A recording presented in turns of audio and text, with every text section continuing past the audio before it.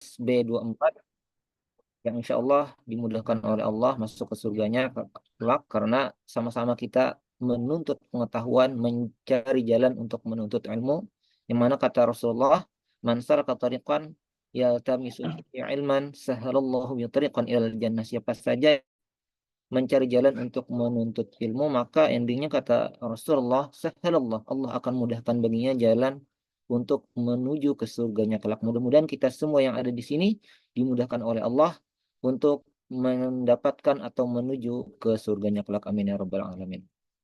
Baik, untuk Amin. menyingkat waktu, kami akan memaparkan mengenai judul dari apa yang akan kami bahas, yakni mengenal guru, definisi, tugas dan fungsi, kewajiban dan hak guru.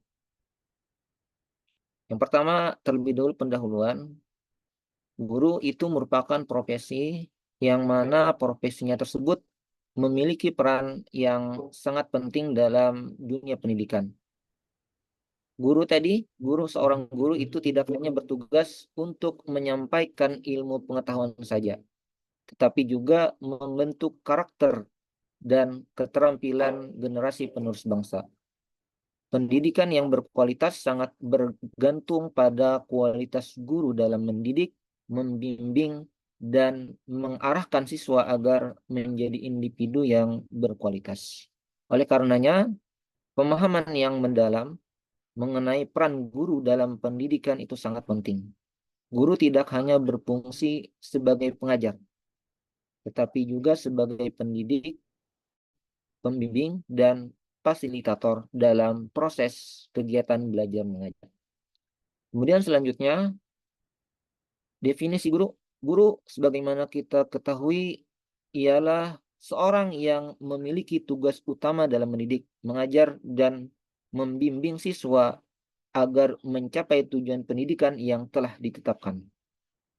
Dalam pengertian yang lebih luas, guru merupakan penggerak utama dalam proses pendidikan yang mengarahkan siswa untuk tidak hanya memahami materi pelajaran, tetapi juga untuk mengembangkan kemampuan sosial, emosional, dan intelektual mereka. Menurut Undang-Undang Nomor 14 Tahun 2005 tentang guru dan dosen, guru adalah pendidik profesional yang memiliki kualifikasi akademik dan kompetensi sebagai agen pembelajaran yang memiliki tanggung jawab untuk membimbing dan mengarahkan peserta didik. Selanjutnya ialah tugas dan fungsi guru. Tugas dan fungsi guru diantaranya ialah yang pertama pastinya mengajar, kemudian mendidik, kemudian membimbing dan mengarahkan, menilai dan mengevaluasi. Yang pertama terlebih dahulu tugas guru dan fungsinya di dalam mengajar. Guru memiliki tugas utama untuk menyampaikan materi pelajaran yang telah disusun dalam kurikulum kepada siswa. Hal ini bertujuan untuk memberikan pengetahuan yang diperlukan untuk kehidupan mereka, serta membekali mereka dengan keterampilan yang berguna di masa depan. Kemudian tugas dan fungsi guru yang kedua ialah mendidik. Selain mengajar, sebagaimana tugas yang pertama tadi, guru juga bertugas untuk mendidik siswa dalam aspek pembentukan karakter, sikap, dan perilaku yang baik. Pendidikan karakter ini mencakup pembentukan nilai-nilai moral, etika, tanggung jawab, pengembangan sosial yang positif. Selanjutnya, tugas dan fungsi guru berikutnya, yakni membimbing dan mengarahkan.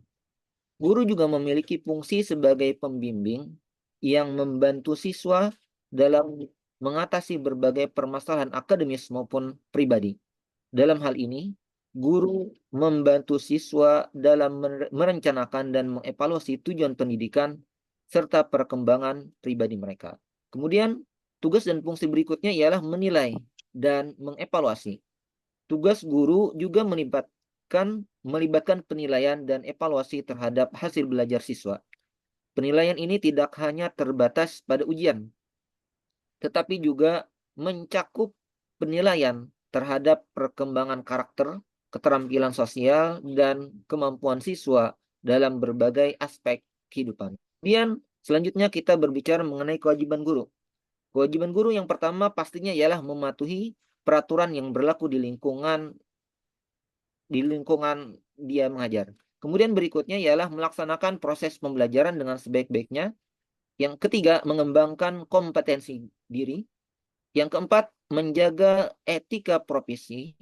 Dan yang kelima, memberikan pendidikan yang adil. Yang pertama, kewajiban guru, yakni yang pertama tadi ialah mematuhi peraturan yang berlaku. Guru harus tunduk pada peraturan dan kebijakan yang ada dalam dunia pendidikan, baik yang diterapkan oleh pemerintah maupun lembaga pendidikan tempat mereka mengajar. Kemudian kewajiban berikutnya, yang kedua ialah melaksanakan proses pembelajaran dengan sebaik-baiknya. Guru wajib melaksanakan proses pembelajaran secara profesional, sesuai dengan kurikulum yang berlaku dan memperhatikan kebutuhan serta kemampuan siswa. Kemudian berikutnya, kewajiban yang ketiga ialah mengembangkan kompetensi diri. Guru diharapkan untuk terus mengembangkan pengetahuan, keterampilan, dan kompetensi profesionalnya melalui berbagai pelatihan, seminar, dan pengembangan diri lainnya. Kemudian yang berikutnya, kewajiban yang keempat ialah menjaga etika profesi.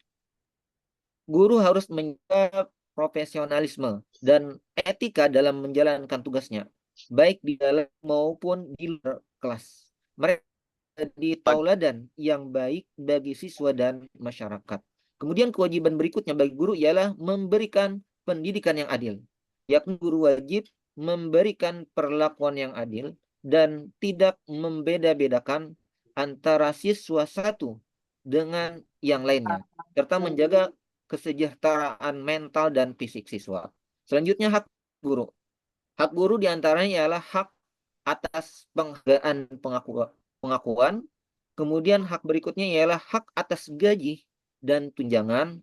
Selanjutnya hak atas pengembangan karir dan hak atas perlindungan hukum. Yang pertama, hak guru ialah atas penghargaan dan pengakuan. Guru berhak mendapatkan penghargaan dan pengakuan atas kontribusinya dalam dunia pendidikan. Hak yang kedua, yakni hak atas gaji dan tunjangan. Guru berhak mendapatkan gaji yang layak dan tunjangan sesuai dengan peraturan yang berlaku sebagai imbalan atas pekerjaan yang mereka lakukan. Kemudian yang berikutnya, hak guru yang ketiga ialah hak atas pengembangan karir. Guru berhak untuk mengembangkan karir dan kompetensinya melalui pelatihan, pendidikan lanjutan, dan kesempatan promosi sesuai dengan prestasi dan kebutuhan lembaga. Hak yang berikutnya ialah hak atas perlindungan hukum.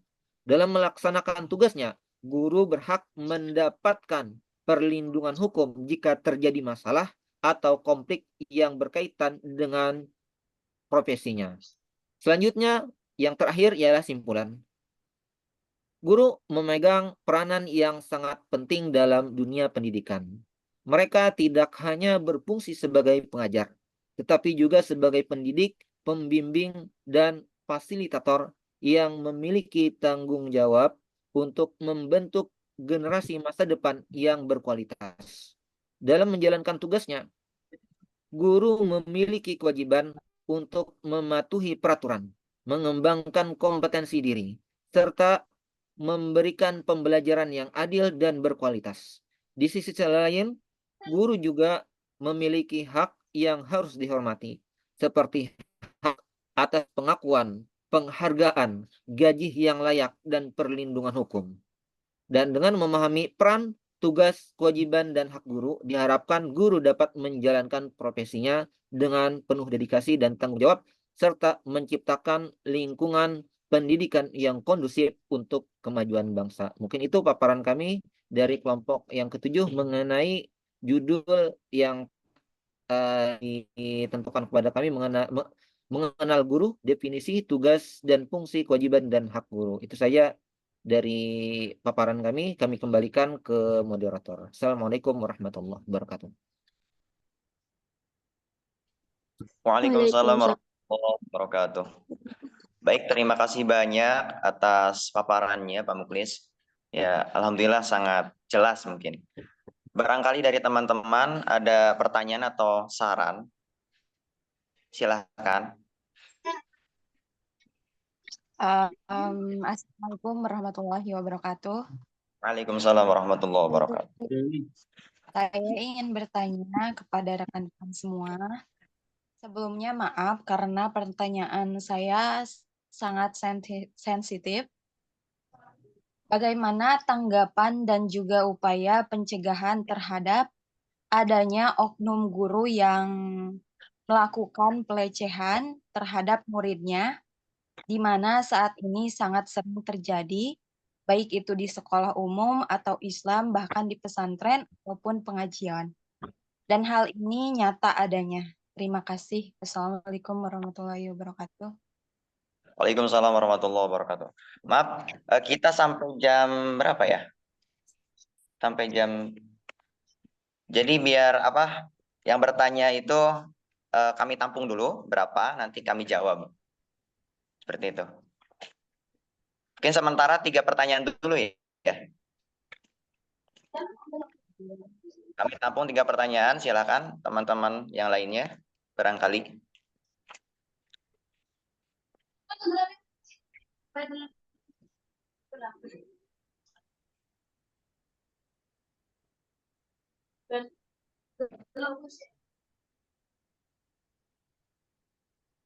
Ada lagi?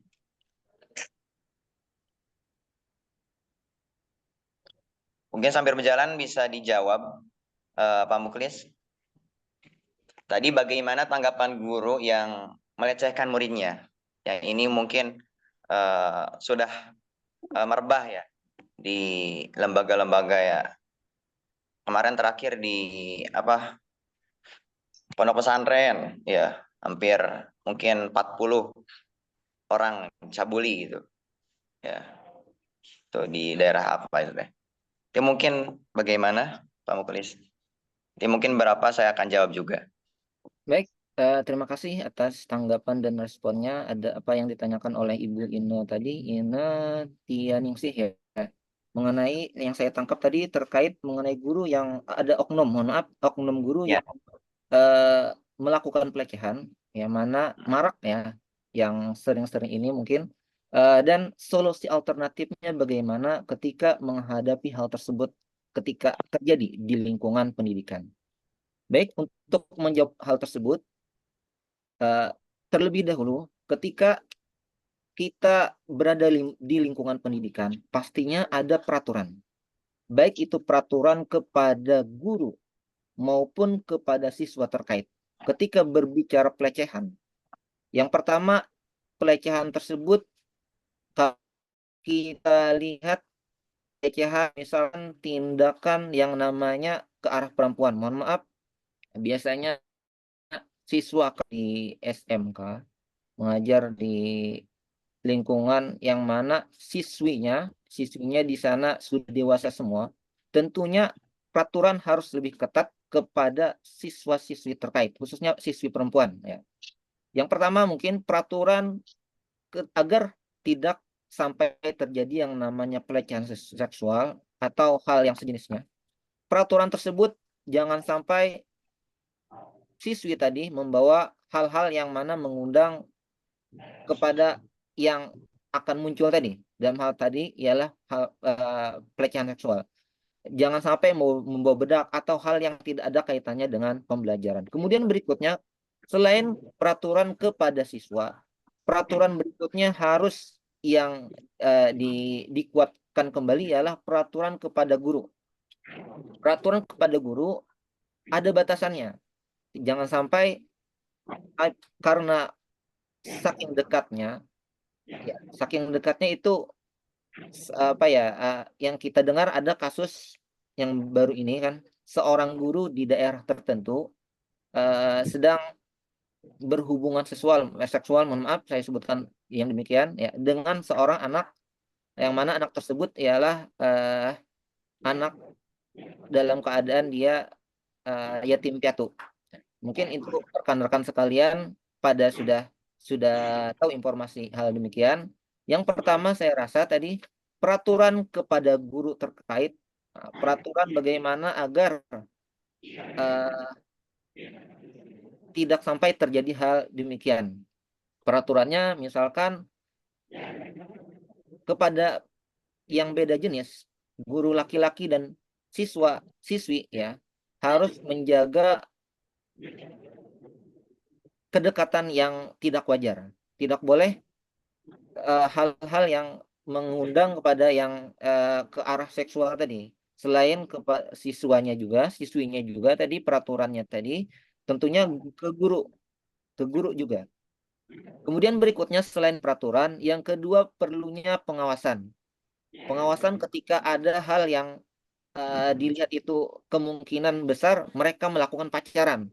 Saya sebut pacaran karena guru dan siswa terkadang ada yang melakukan berpacaran, sehingga perlu pengawasan. Ketika ada hal yang tidak wajar, maka perlu pengawasan dari pihak terkait.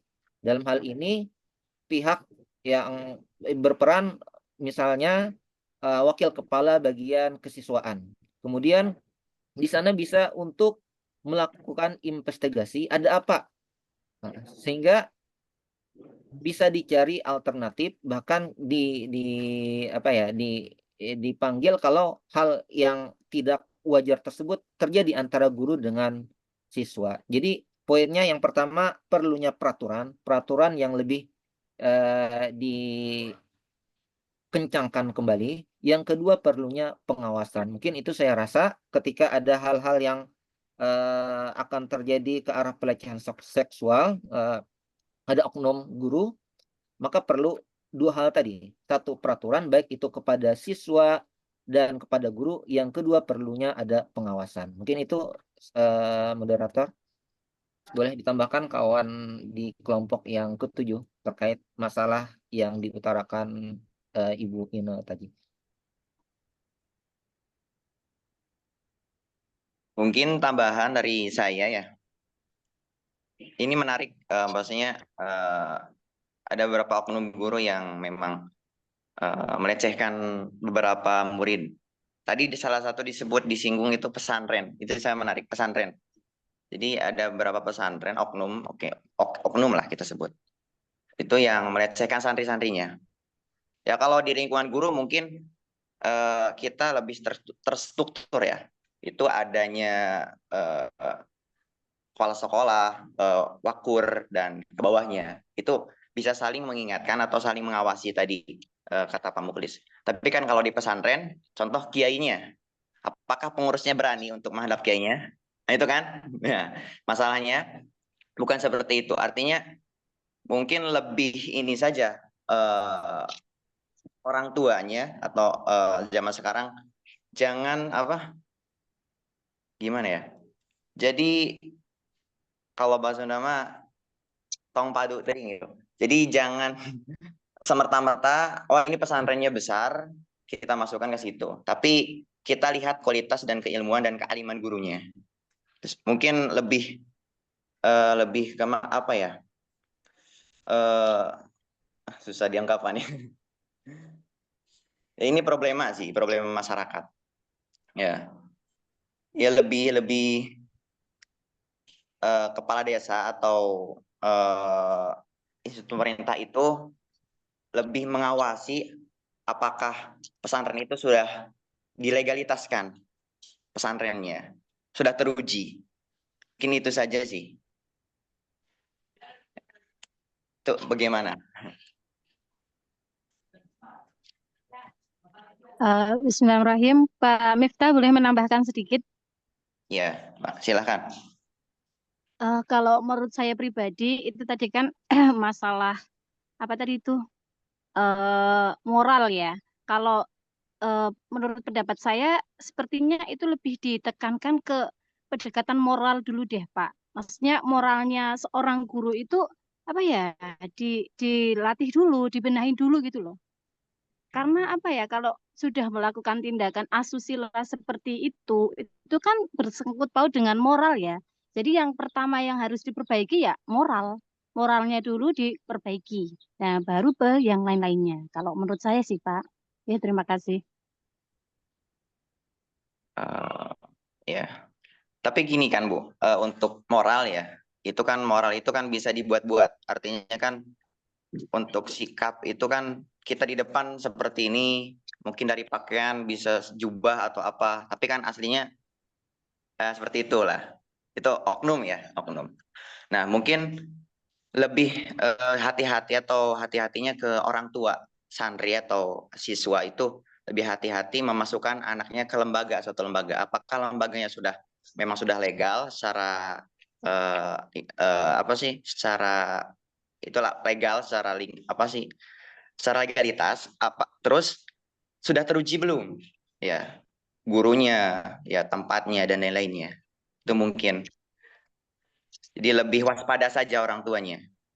Ya, karena eh, selesai baca artikel-artikel oknum-oknum pesantren yang ya pesantren dulu ya. Pesantren yang memang kiainya itu melecehkan santrinya, itu secara legalitas pesantren atau lembaga itu belum memenuhi, belum memenuhi. Jadi pihak pemerintah desa pun ya memang itu pesantren belum dilegalitas sama kita. Jadi ya itulah. Ya mungkin orang tuanya itu pesantrennya bagus, masuk aja gitu. Seperti itu mungkin. Secara legalitas belum dilegalitaskan, Pak. Nah, itu contohnya seperti Al Zaitun itu bagaimana itu? Kasusnya Kalau dulu yang ramai Al Zaitun itu. kalau Al Zaitun kan dari segi pemahaman, Bu. Maaf, kalau Al Zaitun kalau menurut saya itu dari segi pemahaman, ya memang kalau segi pemahaman bukan melecehkan. Selalu saya seperti itu. Kalau Al Zaitun.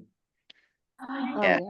Al Zaitun itu dari segi pemahaman dan di Indonesia itu banyak berbagai firqah atau pemahaman yang memang ya banyak sekali beragam. Itu sah-sah saja sih. Sah-sah saja. Tapi kan ini konteksnya melecehkan seperti itu. Kayak di Madani dulu ada yang 12 santrinya ya dilecehkan sama kiainya pesantren Madani namanya. Ternyata setelah diselidiki itu yang memang secara legalitas belum ada. Nah, dan ya ada banyak lah seperti itu. Ya. Dan mungkin ini juga perlunya ini mungkin untuk menjawab permasalahan ini ya perlunya pengawasan dari ya pihak pemerintah itu sih. Ketika ada lembaga yang baru berarti harusnya diketat apakah layak atau tidak ada lembaganya dan yang mempunyai lembaga itu apakah seperti apa keilmuannya atau kealimannya. Jadi masalahnya itu ya pemerintahnya itu ya tadi pengawasan lah, mungkin pengawasan ya seperti itu. Ada lagi yang mungkin bisa menambahkan?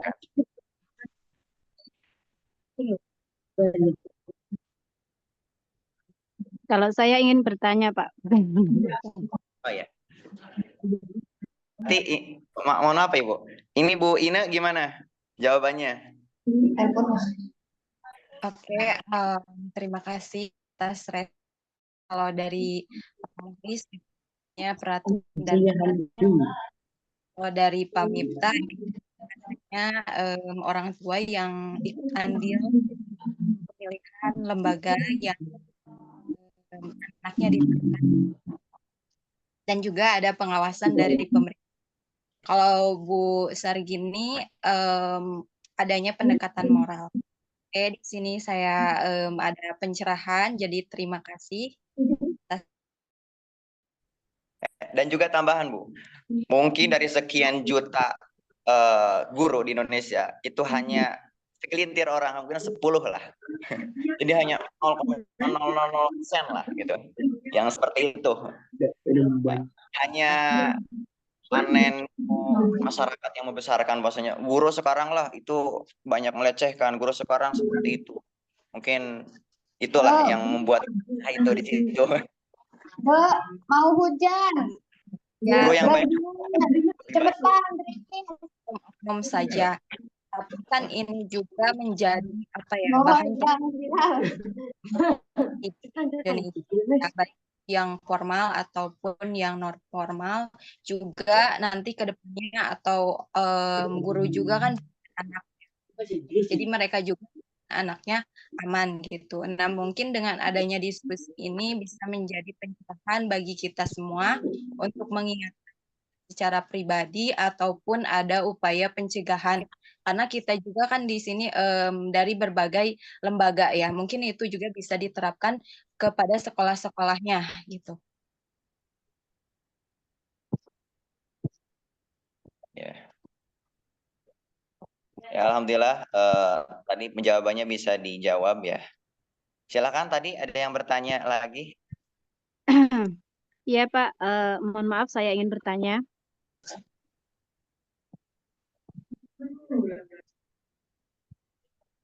Eh, yang pertama, bagaimana cara seorang guru mengelola kelas yang heterogen agar pembelajarannya tetap efektif? Terus yang kedua, menurut kelompok panjenengan, apa tantangan terbesar seorang guru di era digitalisasi seperti ini, Pak? Oke, terima kasih. Ya, terima kasih Ibu. Siapa ini? Ya, Besar silakan gini, Pak Pak. Muklis. Oh, besar gini. Ya, besar gini, terima kasih. Pak Muklis, silakan dijawab dulu. Mungkin.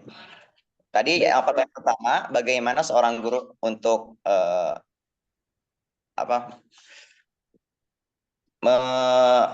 mengatur kelasnya ya, supaya lebih tertata mungkin. Baik, terima kasih Ibu Sargini yang sudah memberikan tanggapan pertanyaan mengenai cara bagaimana mengelola kelas yang heterogen. Heterogen ini sebagaimana kita ketahui, jadi di dalam kelas itu kalau heterogen berarti ada beberapa level.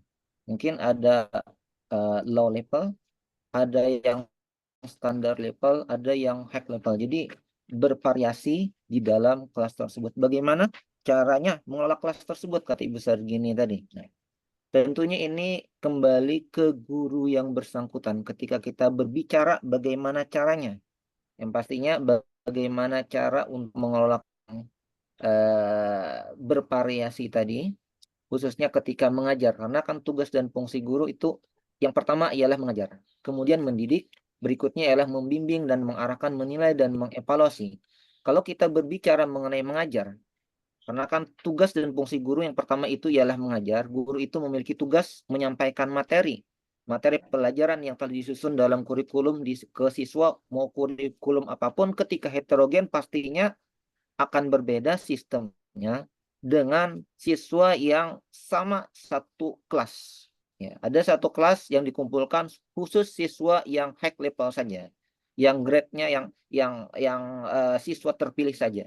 Ada kalanya siswa terkait dikhususkan siswa yang low level sama sekali. Nah, ini pastinya kembali ke guru tersebut di dalam mengajarnya, bagaimana dia bisa menyusun strategi, ya artinya ya tadi kembali ke guru tersebut menyusun strategi yang bisa terlayani seluruh siswa yang heterogen tadi, yang banyak.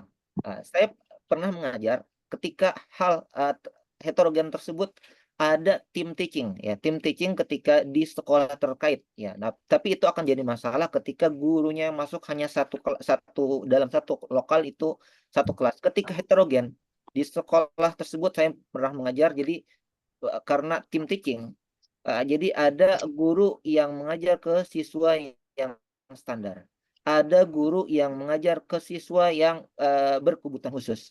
Ketika dari lembaga terkait menerapkan sistem teaching, ini kembali ke kurikulum terkait dari pihak manajemen sekolah. Ini sistemnya kalau gurunya banyak dalam satu kelas masuk tim teaching tadi bisa berbagi tadi. Satu ke arah siswa yang berkebutuhan standar, ada yang low level, ada yang high level. Ya. Kemudian bagaimana kalau sekiranya yang berbeda. Dalam satu kelas hanya satu guru. Karena realita di lapangan banyak dalam satu kelas itu yang masuk satu guru. Dan di sekolah lain ada yang menerapkan tim teaching. Di sekolah rata-rata ada, di sekolah rata-rata di tempat kita mungkin satu kelas itu masuknya satu guru ya. Jadi ketika hal tersebut ada, pastinya kembali ke guru tersebut ya. Bagaimana mensiasatinya? Mensiasatinya kalau terjadi hal demikian, mungkin bisa ditambahkan ke rekan-rekan sekalian. Kalau saya pengalaman ketika di sekolah kami, karena adanya tim teaching, jadi masuk kelas berbagi saja. Nah, jadi lebih memudahkan. Nantinya boleh ditambahkan kepada rekan-rekan yang karena saya rasa mungkin di antara rata-rata di kawan-kawan sekalian mengajarnya tiap kelas itu kan satu guru masuknya satu lokal itu satu guru. Tapi karena di tempat kami tim teaching jadi berbagi itu. Begitu juga fungsi dan tugas guru mendidik seperti itu juga. Jadi karena terbagi sudah itu tidak terlalu masalah lagi ketika kelasnya heterogen. Jadi mungkin itu tanggapan dari kami. Boleh tambahan dari kawan sekalian yang kelasnya satu kelas mengajar satu guru dalam memasuki kelas dan di kelas tersebut heterogen. Mungkin itu tanggapan dari saya. Boleh ditambahkan Bapak Miftah? Saya Pak Muklis izin menanggapi Pak Muklis. Iya. Untuk yang kelas seperti itu, kalau di pengalaman saya saja ya, maksudnya pengalaman pribadi itu kan saya mengajar di pendidikan anak usia dini dan satu guru itu satu kelas. Nah, apa strategi kita yang tadi Bu Sarmi ditanyakan itu, kalau di kita langsung kayak dipisah, maksudnya di awal kita masih sama pembelajaran, tapi ketika kita nanti udah tahu nih mana yang anaknya lebih cepat memahami dan mana yang belum, itu nanti kita akan menjadikan sebuah kelompok. Jadi ketika yang benar-benar butuh bimbingan lebih dari guru, itu pasti kita tempatkan di depan. Itu kalau di kelas kami, karena kami di pendidikan anak usia dini. Jadi setelah kita mengetahui seberapa tingkat pemahaman yang mereka alami, kesulitannya seperti apa, nanti kita atur dalam setiap harinya itu, kita bikin kelompok untuk antara yang sudah bisa dan belum. Jadi kan kita dapat mendekatkan diri lagi itu. Maksudnya yang bisa itu pasti ke belakang sedikit lah ya di awal, tapi nanti ketika sudah berjalan baru dicampur lagi yang belum memahami sekali, itu bisa terbantu dengan teman-teman yang lain juga seperti itu kalau di tingkat pendidikan anak usia dini seperti itu. Itu tanggapan dari saya sebagai pendidik yang satu kelas itu satu guru. Begitu, terima kasih. Ya. Mungkin ada tambahan ya, Ibu. Ya, untuk menanggulangi kelas yang heterogen, yang beragam gitu ya. Ya, mungkin itu adalah suatu karunia lah. Tidak bisa dipungkiri kan. Suatu karunia dari Allah gitu. Ya. Kalau anak kemampuannya sama gitu, kan itu juga aneh gitu ya. Ya, itu mungkin balik lagi ke strategi guru. Ya, pengalaman saya, ya saya ngajar di SMK itu. Kami di sini mengadakan pembelajaran diferensiasi. Ada namanya postcamp. Jadi ada waktu khusus dari 1 minggu itu 2 hari, yaitu 2 hari itu ada untuk yang ahli, yang memang suka atau memang kelihatan ahli matematika, itu di matematika semua. Yang ahli VAI semua. Yang ahli IPA semua, IPS semua. Jadi di kelompok-kelompok seperti itu. Nanti ada guru-gurunya. Itu 2 hari dalam seminggu. Nah, itu pembelajaran diferensiasi mungkin untuk menyesuaikan metode kemampuan anak. Seperti itu. Yang kedua, di kami itu ya saya kalau memang anak-anak sudah, ya kan saya kebetulan mengajar di matematika gitu. Lumayan. Nah, jadi saya sering mengambil metode belajar kelompok.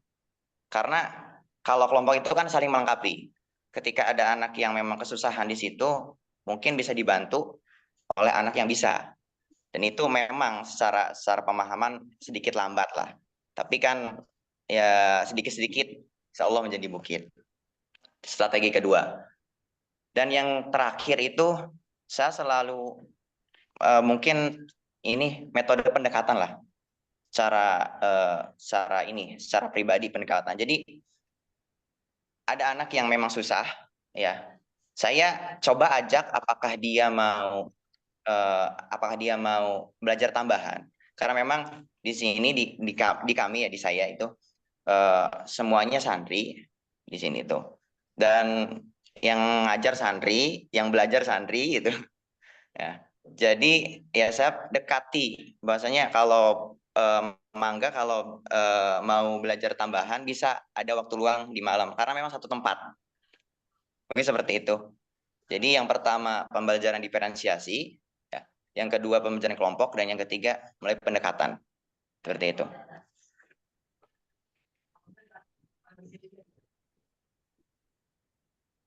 Silakan, mungkin ada yang menambahkan sebelum lanjut ke pertanyaan kedua. Saya ingin itu, Pak. Saya menarik tentang apa penyampaian jenengan terkait diversitas siswi dan siswa tadi. Ini juga problem saya sebenarnya. Jadi problem yang masih jomblo ya, Pak. Kalau curhat toh. Saya itu mengajar sudah mulai tahun 2018 sampai sekarang, alhamdulillah. Nah, kemudian di lembaga yang saya mengajar ini itu mentargetkan minimal 50% dari total siswi yang ada itu hafal Nadom Alfiyah. Nadom Alfiyah itu jumlahnya 1.002. Dalam waktu 1 tahun itu harus hafal 1.002. Nah, dari 2018 sampai sekarang, target 50% dari jumlah siswi itu belum tercapai karena keberagaman siswi tadi, kemampuannya dan latar belakangnya yang memang. Nah, mungkin dari pengalaman jenengan atau saran untuk saya pribadi mengatasi masalah itu mungkin ada dari Pak Miftah ataupun Pak Mukhlis dan yang lainnya mungkin bisa memberi saran atau anjuran buat saya untuk bagaimana bisa mencapai target yang mungkin logis lah ya 50% itu. 50% untuk hafal dalam 1 tahun Nadom 1.000. Itu, Pak. Baik, ini menarik, Pak. Kebetulan saya pernah berkunjung ke pesantren Bima di Cirebon yang pimpinannya Kiai Jazuli. Di situ itu kalau pesantren ya, kalau anak pesantren kan mungkin menurut saya untuk mengatasi keragaman ini, untuk anak-anak bisa semua dalam satu materi, tapi anak-anak beragam kemampuannya. Pesantren lebih unggul menurut saya. Karena di Bima itu ada lupa saya. Jadi pokoknya 1 tahun, Pak. 1 tahun semua komplek itu diwajibkan untuk belajar alat dulu. Belajar nahu, hafalan nahu sampai alfiyah. 1 tahun. Khusus itu. Semua komplek. Bayangkan semua kampung ngapalin alfiyah, ya kayak kampung Inggris kan. Kampung Inggris kan jadi metodenya pembudayaan lah. Jadi secara terbiasa kan setiap hari kita keluar dari sini ada yang ngapalin ini. Sama hafalan alfiyah. Keluar dari sini sama hafal alfiyah. Jadi seperti itu kalau di Bima. Ya, 1 tahun. 1 tahun berikutnya bahasa, Pak. Bahasa Inggris kalau nggak salah. Bahasa Inggris ya. 1 tahun berikutnya bahasa Arab, dan terakhir hafid. Itu hafalan Quran. Kalau di Bima seperti itu. Jadi terakhir itu hafalan Quran, karena ya mungkin dari segi keilmuan lebih susah. Kalau Al-Quran itu harus lebih sering diucapkan kan ya. Kalau alat kan kita ngapalin terus tahu paham ya akan nempel terus. Tapi kalau Al-Quran satu kali ditinggalkan, satu kali dia malah meninggalkan kita gitu. Kalau bahasanya. Nah kalau di Bima seperti itu, mungkin bahasa strateginya pembudayaan lah, pembudayaan keilmuan seperti itu. Nah ya kalau di kami ya itu metode diferensiasi itu kalau di kami. Dan itu mungkin lebih efektif juga diterapkan di sekolah untuk mengatasi heterogen ini. Ya, seperti itu. Silakan. Gimana Pak Risman? Boleh berkomentar ya, nambah ya. Suara saya terdengar? Ya. Siap. Oke. Oke, mungkin yang diangkat Kang Rizwan tadi terkait target ya, target di santri atau petuntasan itu karena masing-masing siswa itu kan diharapkan targetannya menurut ketentuan, mungkin ketentuan bahasanya ya, ketentuan di pondok pesantren sekian ya, harus hafal sekian ya. Tapi sebagaimana yang harus kita ketahui sebenarnya di dalam menentukan ketuntasan atau target itu ada acuannya. Ya, di dalam guru itu ada ketentuannya, ada intak siswa, kemudian ada kompleksitas materi dan ada yang namanya daya dukung. Ketiga hal ini harus sinergi, harus diukur, tidak bisa harus disamakan ke siswa seluruhnya. Sebagai contoh intak siswa. Siswa itu ada kalanya siswa tersebut siswa low level. Saya sebutkan sebagaimana sebelumnya low level atau kalau di pondok pesantren mungkin apa ya? Siswa apa ya adna atau pokoknya yang low level. Kemudian berikutnya ada yang standar atau pertengahan mustawa. Ada mungkin siswa itu yang ali. Pastinya tidak bisa disamakan targetnya siswa tersebut. Makanya di awal-awal harus dilakukan pemetaan terlebih dahulu terhadap siswa. Siswa ini kategori di al-ali atau di low di high level. Siswa ini ternyata di kumpulan mustawa di kelompok standar pertengahan. Siswa ini ternyata low level. Jadi harus dipetakan terlebih dahulu, tidak bisa serta-merta sama seluruhnya. Kalau sama seluruhnya, kalau di pendidikan itu tidak apa ya, tidak bisa tidak bisa sama. Makanya harus dipertimbangkan yang pertama terlebih dahulu intak siswa. Kemudian yang kedua, kompleksitas materi. Antara materi yang satu dengan materi yang lainnya tidak bisa disamakan. Termasuk hafalan juga, seperti itu juga. Kemudian berikutnya daya dukung. Daya dukung itu harus dipertimbangkan juga.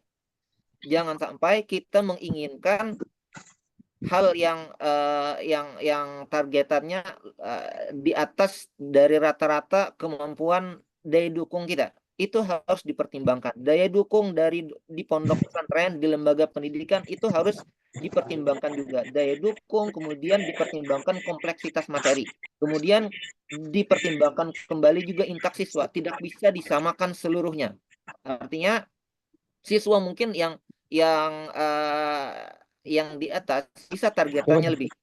Sementara yang standar targetannya dengan non standar dan siswa yang mungkin kebutuhan khusus tidak bisa disamakan dengan siswa yang santri yang mungkin high level. Mungkin itu tambahan dari saya. Poinnya ialah penting bagi seorang pendidik, bagi guru untuk membijaksanai. Artinya adil itu bukan berarti sama rata, tapi harus disesuaikan dengan ketentuannya, dengan tadi dengan intak siswa tadi. Nanti kalau di dalam kelas yang heterogen seperti itu, mungkin itu dasar saya.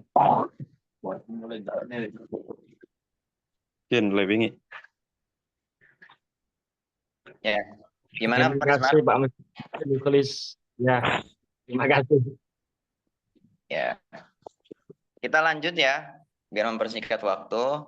Tadi pertanyaan kedua dari Bu Gin itu tantangan. Bagaimana tantangan di zaman sekarang ya, yang serba teknologi untuk itu ya, kalau nggak salah. Iya Pak, tantangan guru di era digitalisasi yang terjadi pada Ya, saat ini. ya. Mungkin Pak Muklis bisa menanggapi.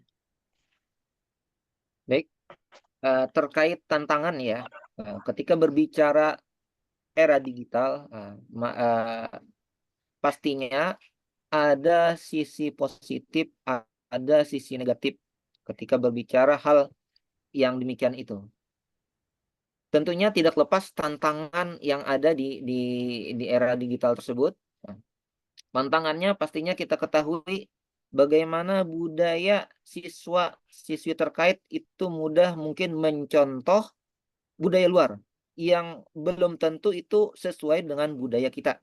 Sebagai contoh, siswa-siswi kita mungkin banyak yang suka dengan budaya yang di luar sana. Saya sebutkan mungkin budaya Jepang, Korea. Makanya kan banyak siswa itu yang mungkin pola pikirnya ke arah sana. Atau budaya Barat karena tadi eh, era digital tadi.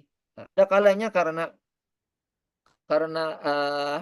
hal tersebut kita sering dengan sosial media yang ada, kita sering di sana lalai. Lalai di sini maksud saya ialah sering waktu kita terbuang di media sosial.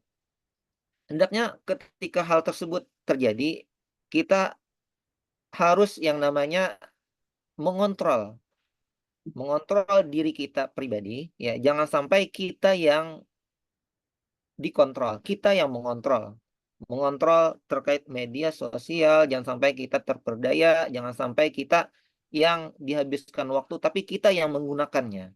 Karena sisi positifnya ada, sisi negatifnya pasti ada, ya. Nah, kalau tantangan tadi pastinya ada, dan saya rasa tidak perlu kita menghindar, tapi kita tetap ikuti arus, namun kita yang mengontrol. Poinnya ialah bagaimana kontrol dari kita terkait era digital sekarang. Kalau kita yang berseberangan, kita mungkin akan ketinggalan. Nah, tapi kalau kita yang mengikuti, tetap kita ikuti alur, tapi harus ada kontrol dari kita. Mungkin poinnya itu dari saya. Boleh ditambahkan dari rekan yang lain, Pak Rawi ada bergabung? Baru sampai Pak. Ini mohon maaf tadi saya Oh kehabisan ya. kuota. Jadi tidak mendengarkan pertanyaannya darinya.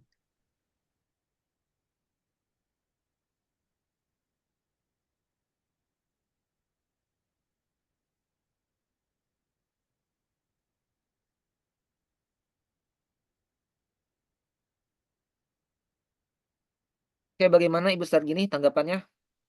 Tanggapan dari jenengan? Alhamdulillah Pak Muklis, Pak Miftah penjelasannya luar biasa ya, bagus, dan Pak Risman yang menyampaikan pengalamannya ya dan Bu Istisaro juga ya, itu bisa saya terapkan nanti di kelas saya ketika mengajar. Ya cukup itu aja Pak, terima kasih banyak.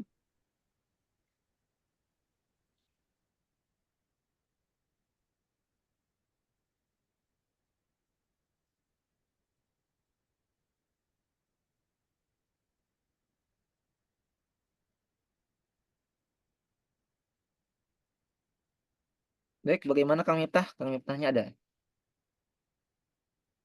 Nah, terkeluar sepertinya Kang Miftah ya.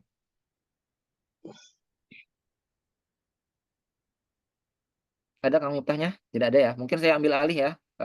Kami dari kelompok yang ketujuh. Sebelum kita lanjutkan, apakah ada yang mau ditanggapi kembali dari kelompok kami, dari kelompok yang ketujuh?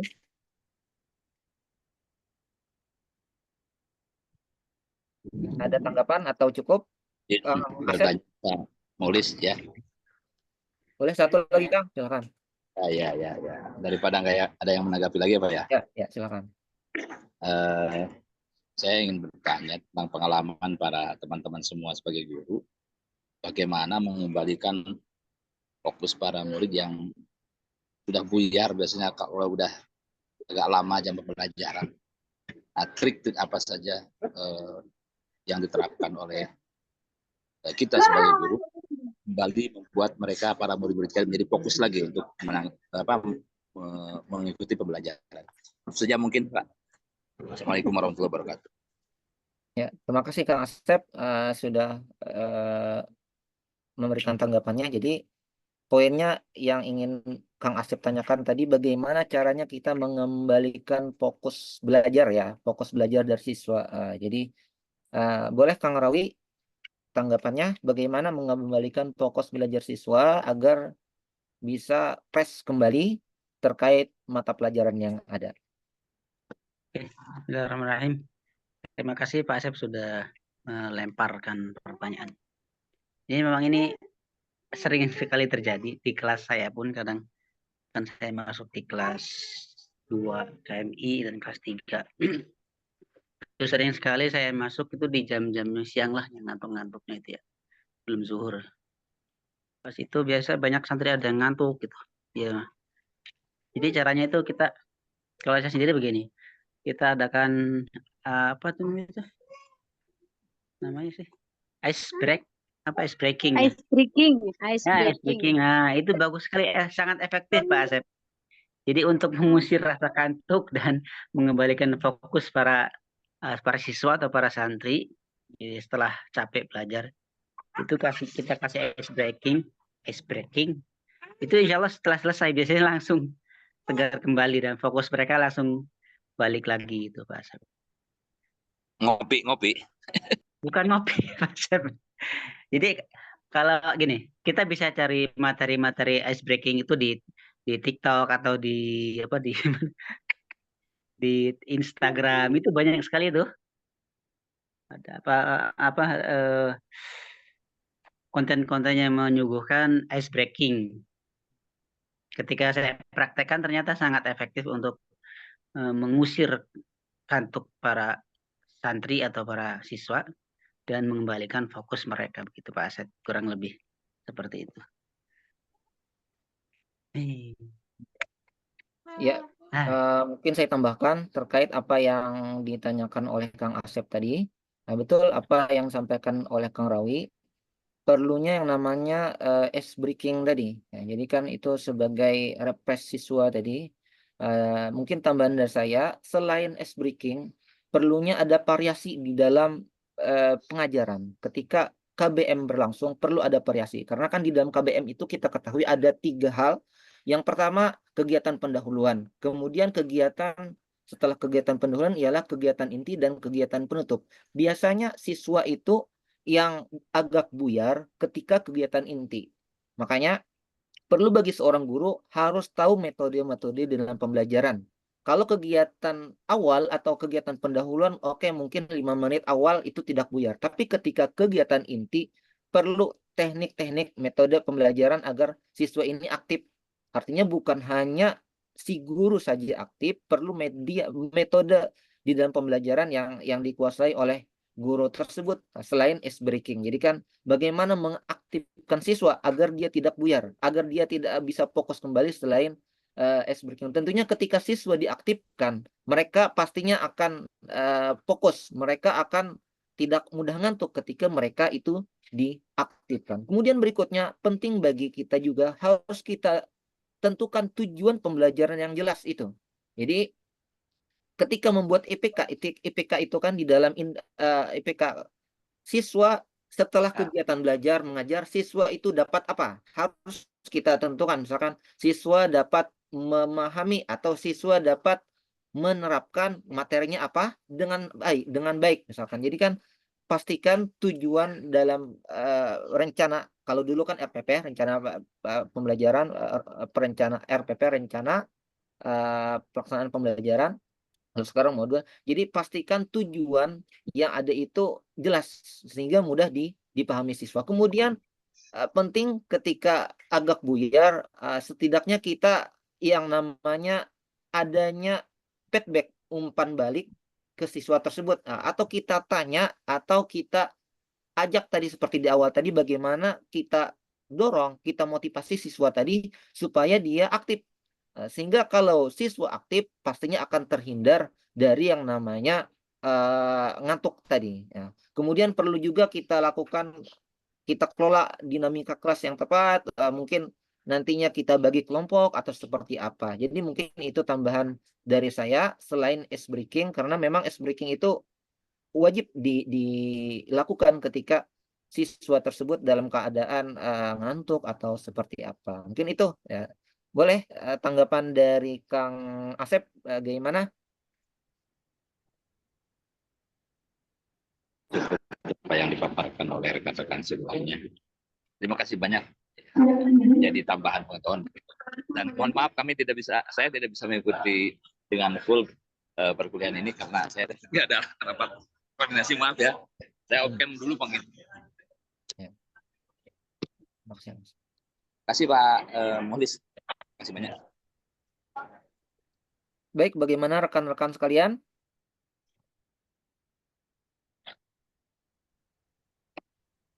Kang Miftah ada? Oh ya, saya kembalikan moderatornya ke Kang Miftah. Ya, tadi maaf habis ke WC. Sampai mana ini pembahasannya? Ya, mungkin ada yang bertanya lagi, silakan. Ada berapa pertanyaan ya? Udah 4, Kang. Ya. Bolehlah mungkin satu pertanyaan lagi mungkin. Karena waktu menunjukkan 2:30 ini di sini. Hampir. Mau bertanya, Pak. Ya, silakan. Apa namanya?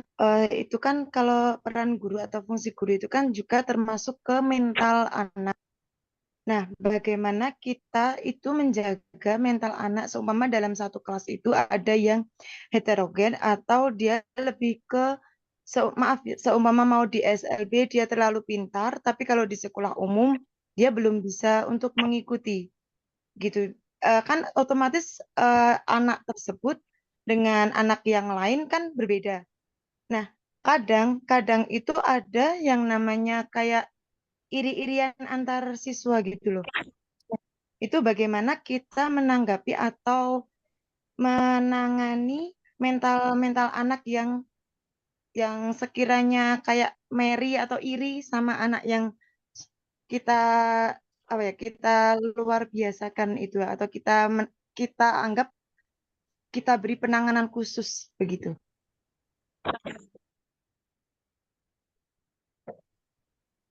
Monggo dijawab. Mungkin Pak Rawi atau Pak Muklis.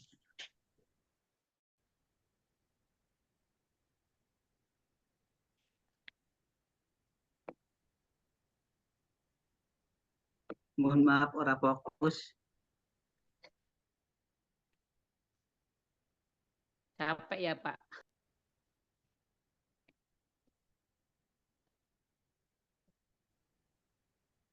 Mungkin dijawab saja, Kang Miftah, barangkali. Oh. Oke, izin untuk menanggapi terkait apa yang ditanyakan oleh Ibu siapa tadi? Ibu siapa, Kang? Kang Miftah? Wiesi. Wiesi. Jadi terkait menjaga mental anak ya. Jadi kembali ke konsep yang ada. Ketika kita seorang guru, kita harus tahu tugas dan fungsi guru itu sendiri. Ya. Terlebih ketika berbicara menjaga mental anak. Di dalam konsepnya, untuk tugas dan fungsi guru itu selain mengajar ialah mendidik, kemudian membimbing dan mengarahkan dan menilai dan mengevaluasi, dan ada kewajiban guru ialah agar memberikan pendidikan yang adil.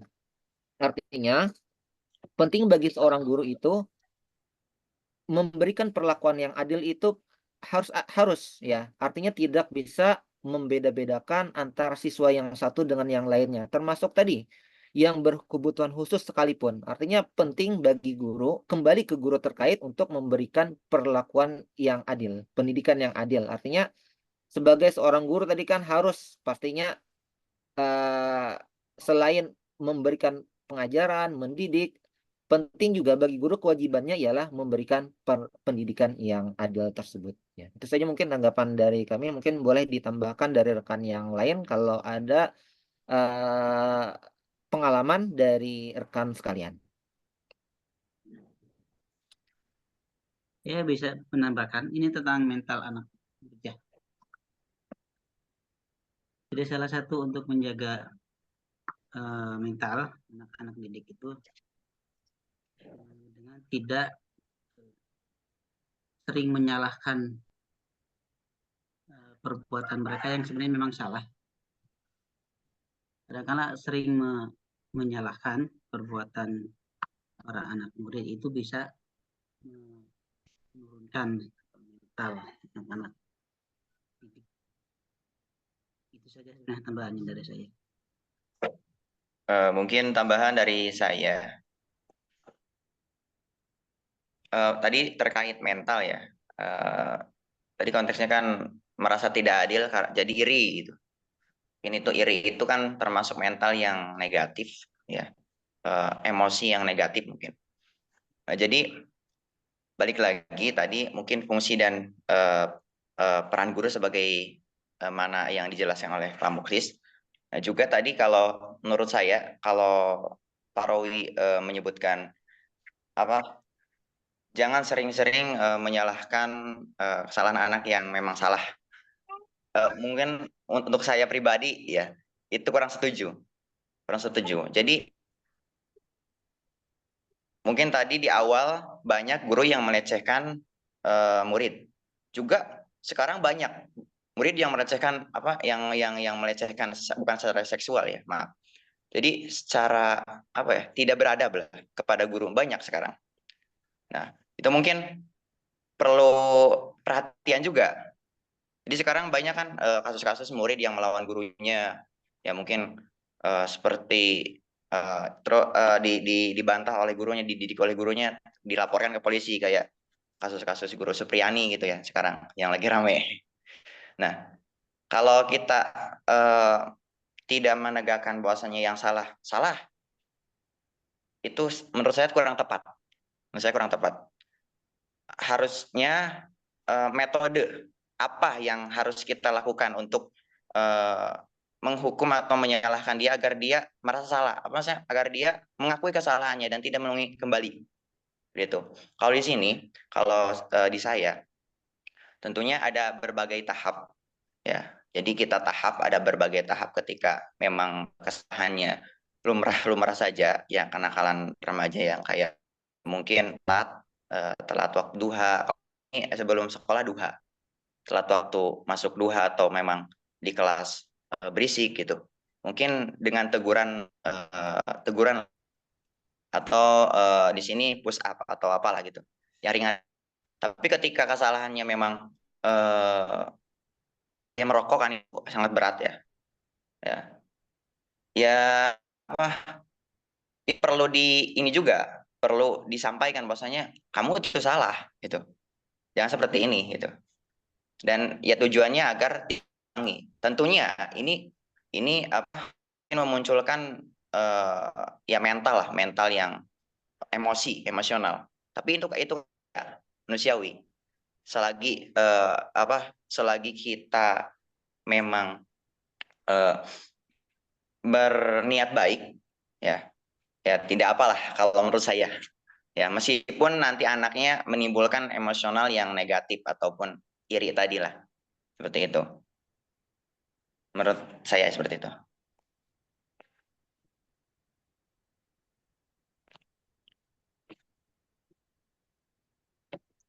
Silakan barangkali ada yang menambahkan tentang tadi mental.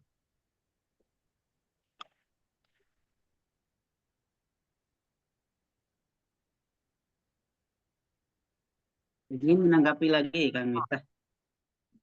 Iya. Enggak. Mungkin tanggapannya seperti ini. Jadi saya sampaikan kalimatnya itu tidak sering menyalahkan. Tapi untuk kesalahan-kesalahan yang memang benar-benar fatal memang perlu diluruskan.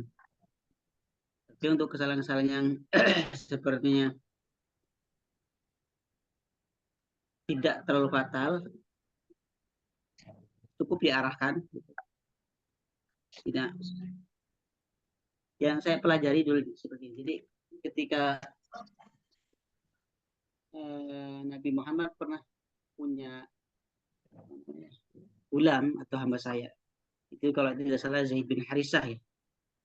Jadi selama hidup beliau yang dilayani oleh Zaid bin Harisah, beliau itu tidak pernah menyalahkan, walaupun Zaid bin Harisah pernah berbuat salah. Beliau tidak pernah menanyakan kenapa kamu tidak melakukan ini dan itu. Intinya tidak semua kesalahan harus disalah-salahkan. Seperti itu kurang lebih. Memang ada ketika kesalahan yang fatal memang harus diluruskan. Seperti itu kurang lebih kan kita. Ya. Sama seperti begini. Jadi ketika saya pernah mendapati seorang anak ya, itu ketika minum menjatuhkan gelasnya dijatuhkan sampai pecah ya kan gelasnya itu. Kemudian airnya berantakan kemana-mana. Kemudian orang tua ini menyalahkan, jadi marah-marahin dan sebagainya. Padahal sebenarnya bukan kesalahan anak sendiri sebenarnya. Jadi hal yang seperti itu walaupun memang salah, tapi tidak perlu kita menyalahkan. Itu sebenarnya membuat mental anak itu menjadi turun seperti biasanya. Apalagi terlalu sering. Jadi akhirnya nanti menciptakan atau menjadikan mental anak yang tidak berani menyampaikan sesuatu pendapat yang dia punya. Kurang lebih seperti itu kan.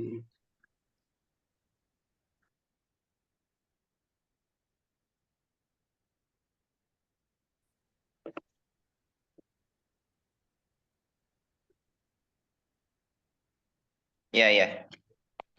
Paham lah. Ya mungkin. Ya kita juga yang sebagai anak ya, ketika itu tadi contohnya gelas pecah gitu ya, dimarahin sama bapak. Kok bapak tuh sih gini-gini aja gitu, gini-gini kita ting gitu ya. Kadang gitu kita sebagai anak juga, apalagi ini guru yang memang ya orang tua yang secara mungkin rohani ya, tapi mereka kan mengajar bahasanya guru itu bukan tidak terhubung dengan kerabatan, apalagi seperti itu mungkin. Ya setuju, saya setuju. Izin Kang Miftah. Ya. Izin Kang Miftah. Halo. Ya. Terima kasih. Hanya sekedar menambahkan berkaitan dengan pertanyaan Bu Yesi ya. Ya. Berkaitan mental anak yang pertama berbeda-beda, kedua yang memang menurut hemat saya ya salah persepsi anak menilai kita, menilai guru, pilih kasih lah, segala macam lah gitu ya. Itu persoalan. Terus apa langkah yang harus kita lakukan? Tentunya dalam hal ini yang lebih harus kita kedepankan adalah pendekatan personal menurut saya. Jadi sejauh mana kita menjelaskan ke anak itu dan maksudnya terhadap perilaku kita atau perlakuan kita terhadap siswa yang lain. Dan kita pun harus tanya ke dia yang merasa cemburu itu, sebetulnya persoalannya apa misalkan, terus dia juga maunya diperlakukan seperti apa. Jadi kita juga dalam hal ini harus tanggap. Jadi mungkin tadi titik tekannya adalah personal menurut saya. Jadi itu sebagai tambahan. Terima kasih. Ya, terima kasih Pak Ade. Gimana Ibu Yesi? Ya Pak Miftah. Sudah terjawab. Ya, terima kasih.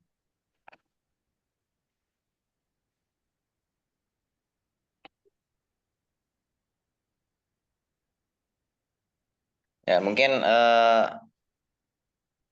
sudah ya, karena ini sudah waktunya sudah memang menunjukkan lebih dari waktu kita berdiskusi juga. Ya, gimana Pak Muklis? Disudahkan atau gimana?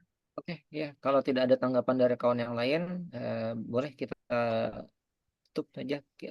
Atau kita minta pendapat dari Pak dosen. Ada Pak dosen yang bisa bergabung. Ya, Pak dosen yang terhormat, monggo barangkali ada tambahan. Oke, terima kasih atas waktunya.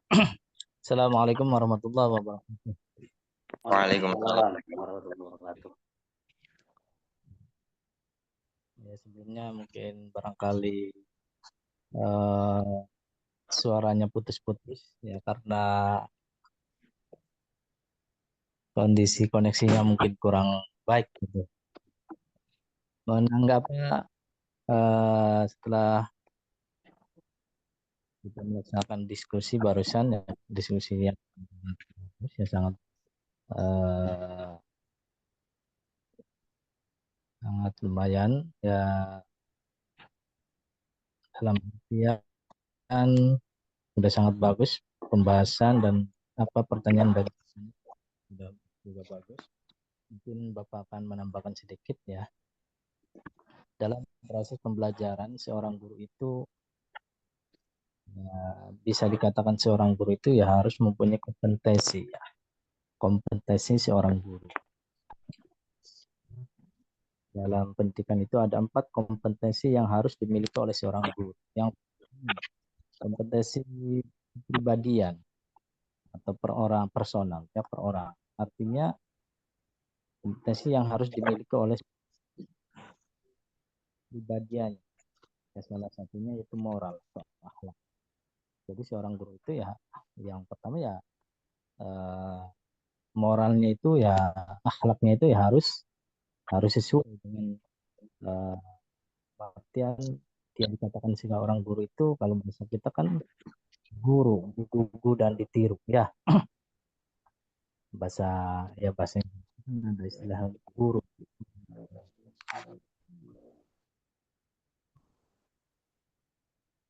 Artinya guru itu siswa.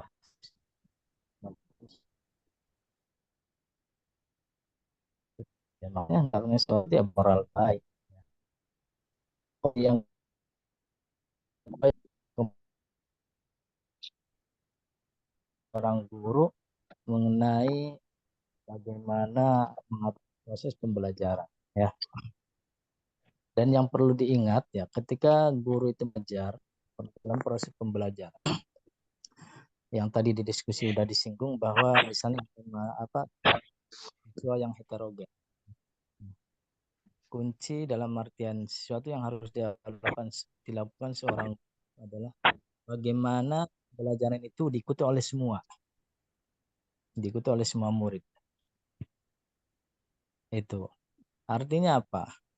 Artinya diusahakan ketika proses pembelajaran semua murid itu mengikuti, dalam artian bisa memperhatikan, mengikuti. Karena dalam proses pembelajaran kalau secara pendidikan itu 30 dengan 70%. 30 itu pemaparan dari seorang guru, 70% itu adalah keaktifan murid atau siswa. Ya. Jadi yang ditekankan bukan berarti siswa harus paham gitu. Apa yang disampaikan oleh guru, yaitu sangat-sangat susah mungkin kalau seperti itu. Tujuan awal guru mengajar itu adalah supaya murid itu mengikuti kegiatan belajar mengajar, ya, mengikuti semuanya, bukan supaya memahami semuanya. Tujuan awal, ya, karena masalah pemahaman ya itu mungkin yang keberapa gitu ya, itu dalam proses pembelajaran. Dan mengenai proses pembelajaran itu misalnya ada siswa di tengah-tengah di tengah-tengah pembelajaran tiba-tiba ya ada yang ngantuk, ada yang apalah. Ya tadi udah disinggung juga dalam diskusi ya, guru itu kalau bisa gunakan ice breaking ya. Apa ice breaking itu adalah gimana cara guru itu supaya siswa itu kembali seperti semula dalam artian pembelajaran. Itu kan pembelajaran. Ice breaking itu dalam bahasa kita itu ada permainan atau sesuatu yang kira-kira nanti siswa itu bisa mengikuti semuanya ya. Dalam artian kalau bisa supaya siswa itu ke zona alfa. Nah, zona alfa itu artinya apa? Di zona di mana siswa itu siap untuk menerima materi lagi. Ya, contoh misalnya gitu. Misalnya ketika pembelajaran ada kegaduhan, akhirnya ayo anak-anak kita berdiri semua. Misalnya, ya. Nah, setelah berdiri semua, coba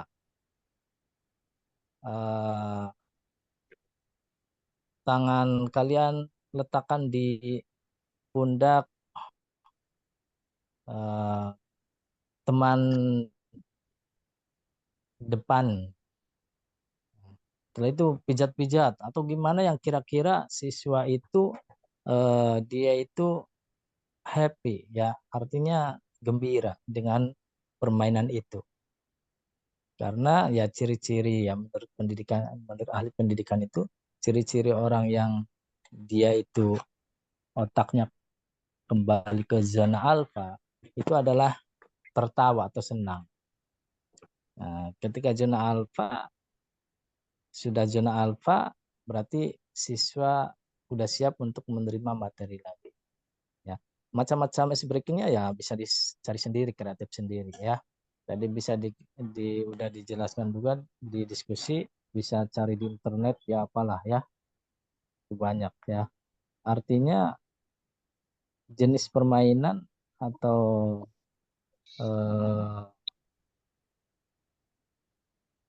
inisiatif guru supaya siswa itu senang gitu dan kembali ke zona alfa. Itu kompetensi pedagogik ya. Kompetensi yang selanjutnya itu kompetensi sosial. Kompetensi sosial itu artinya keahlian yang harus dimiliki oleh seorang guru, kompetensi yang harus dimiliki seorang guru, keahlian dalam berkomunikasi dengan guru yang lain, dengan siswa, dengan kepala sekolah, dengan yayasan, ya, dengan elemen sekolah yang lain seperti orang tua, ya. Karena adanya kasus-kasus itu tidak jauh dari kurang kerjasamanya antara elemen-elemen sekolah itu ya. Komponen sekolah itu seperti guru, kepala sekolah, yayasan, wali murid ya, dan yang ada di sekitar sekolahan itu dalam artian struktur sekolah ya, komite dan lain sebagainya. Ketika ya pendidikannya itu disebut dengan sosiologi pendidikan. Sosiologi pendidikan itu ya mencakup elemen-elemen tadi ya, guru, murid, siswa, atau siswa, orang tua, kepala sekolah dan lain sebagainya. Ya, itu. Jadi ketika udah kerjasama dengan baik, insya Allah murid juga akan baik juga dalam artian menghasilkan murid-murid yang baik juga. Ya adanya istilahnya adanya murid tidak menghormati guru dan lain sebagainya itu belanja. Jadi adanya guru yang bisa dalam artian berani kepada guru itu pada dasarnya ya karena itu elemen-elemen tadi atau struktur sosiologi pendidikan itu ya kurang kerjasama. Ya, contoh, guru itu mendidik, mengawasi, membina itu ketika anak itu posisi di kelas atau posisi di sekolahan. Dan setelah sekolah, anak pulang ke rumah, ya sebenarnya itu ada tanggung jawab orang tua mendidik, mengawasi, yaitu yang menjelaskan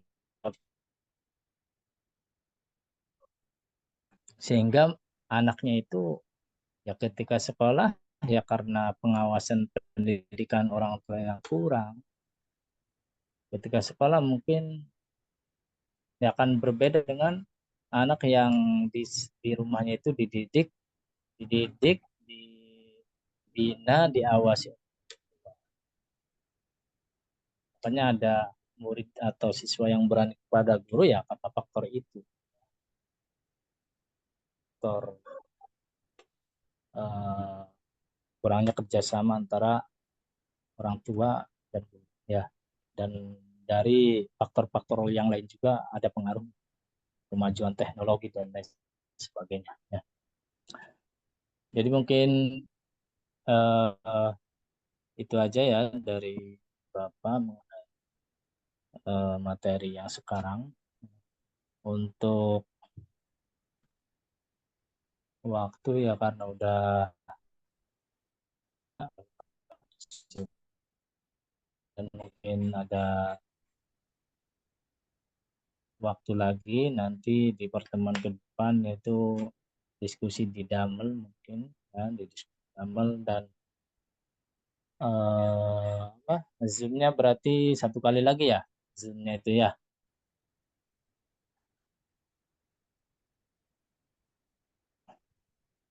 Iya, Bapak. Halo? Iya, Bapak. Betul. Iya, Bapak. Berarti kan 1 kali lagi ya. Karena nanti Iya. pertemuan ke-14 itu UAS. Ini sekarang pertemuan ke berapa? 9 ya? Berarti masih ada waktu 9, 10, 11, 12, 13, masih ada 4 pertemuan lagi. Ya mungkin nanti di pertemuan 13 mungkin nanti kita lagi ya perkiraan itu mungkin di pertemuan ke-17 nanti ke-13 ya. Nanti untuk UAS nanti di pertemuan ke-14 ya sesuai aturan yang seperti biasa seperti itu. Oke, bisa dipahami? Iya, Pak. Pak. Oke. Ya, Bapak cukupkan ya. Akhirul kalam, assalamualaikum warahmatullahi wabarakatuh. Waalaikumsalam warahmatullahi wabarakatuh. Terima kasih Bapak atas paparannya, ya, sangat bermanfaat bagi kita semua. Mungkin untuk mempersingkat waktu, saya tutup saja kesimpulannya pada diskusi ini, yaitu guru adalah peran terpenting dalam dunia pendidikan. Jadi untuk para guru tetap semangat. Ya, saja mungkin kurang lebihnya mohon maaf bila ada salah atau perkataan saya yang kurang berkenan atau dari rekan-rekan yang tadi menjawab. Saya tutup. Akhirul kalam.